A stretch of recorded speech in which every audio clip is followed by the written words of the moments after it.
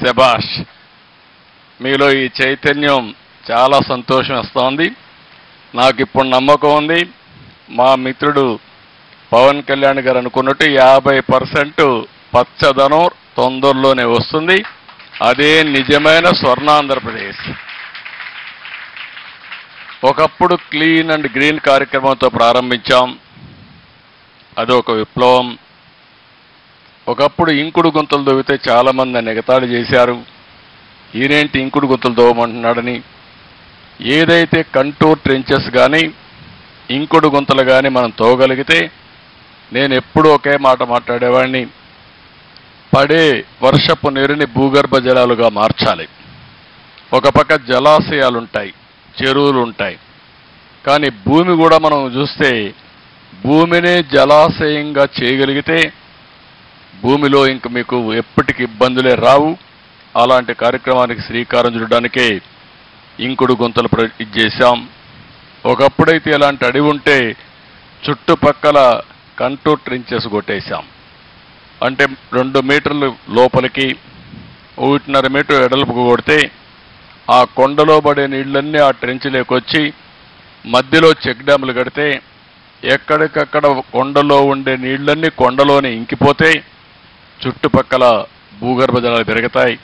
అలాంటి మంచి కార్యక్రమాలు కూడా ఆ రోజు చేశాం.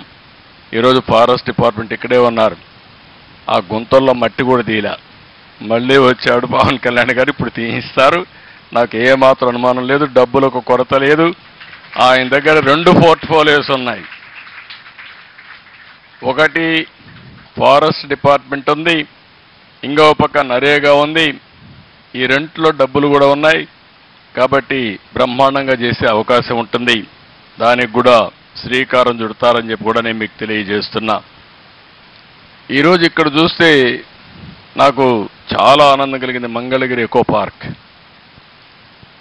పక్కన all India institute of medical science సుందరమైన బిల్డింగ్ వచ్చింది. పక్కనే బెటాలియన్. ఈరోజు అమరావతి రాజధాని.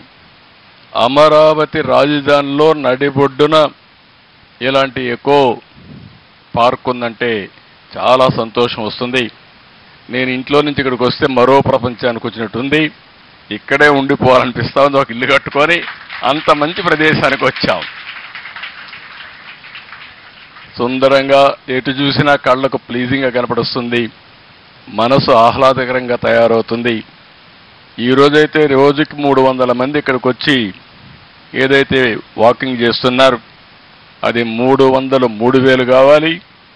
ఈ ప్రాంతం అన్ని విధాల అభివృద్ధి అయ్యే పరిస్థితి రావాల్సిన అవసరం ఉంది. ఈరోజు మీరు హైదరాబాద్ చూసుంటారు, అన్ని గుట్టలు, అడవులు, రాళ్ళు. అలాంటి హైదరాబాద్లో చెట్లు పెట్టాం. ఒక్కొక్క రోజు 1,00,000, 2 లక్షలు, 5 లక్షలు పెట్టాం. దానివల్ల మొత్తం హైదరాబాద్ అయితే ప్రపంచంలోనే ఒక గ్రీన్ సిటీగా తయారయ్యే పరిస్థితి వచ్చింది.